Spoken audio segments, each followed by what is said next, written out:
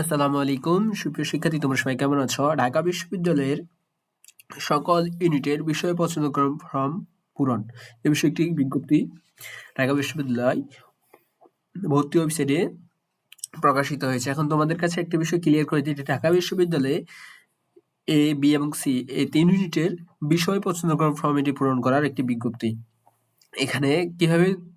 এখানে বিষয় হচ্ছে এটা যে ঢাকা বিশ্ববিদ্যালয়ে এ ইউনিট ইতিমধ্যে রেজাল্ট প্রকাশিত করেছে এবং ইউনিটের যাদের ফলাফল নিয়ে আশঙ্কা যেতে তারা ফলাফল আরো বেশি পাবে, সেই ফলাফলের জন্য আবার ফলাফল বিজ্ঞান ইউনিটের পুনর্নিরীক্ষণের আবেদনও করতে পারবে। আবার বি ইউনিটের রেজাল্ট প্রকাশিত হয়েছে ইতিমধ্যে, আবার সি ইউনিটের রেজাল্ট প্রকাশিত হয়েছে।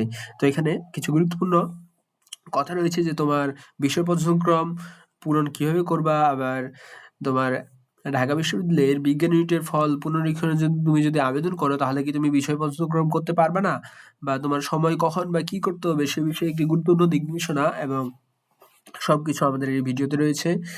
তো বলি যে বিজ্ঞপ্তিতে বলা হয়েছে যে বিশ্ববিদ্যালয়ে ভর্তি পরীক্ষায় উত্তীর্ণ সকল প্রার্থীদের জানানো আছে, অর্থাৎ যারা পরীক্ষায় উত্তীর্ণ হয়েছে, অর্থাৎ যাদের মেরিট রয়েছে তারা সকলে আবেদন করতে পারবে, এখানে কোনো শর্ত নেই।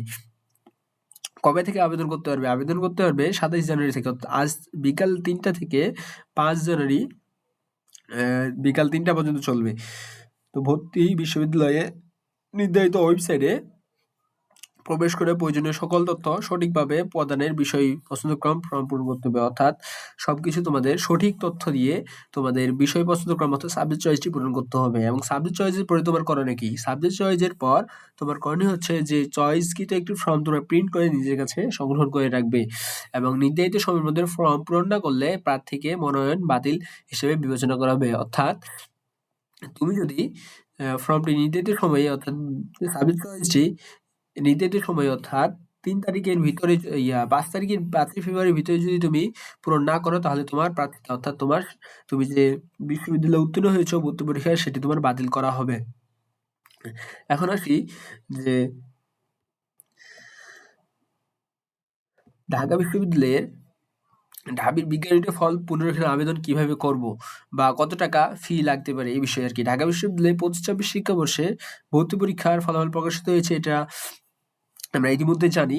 এবং ফলাফলে অসন্তুষ্ট, অর্থাৎ যাদের শিক্ষার্থীদের মনে হচ্ছে যাদের ফলাফল আরো বেশি হবে বা তাদের ফলাফলে হয়তো কোনো ভুল হয়েছে, সে ফলাফল পুনরীক্ষণের আবেদন করতে পারবে।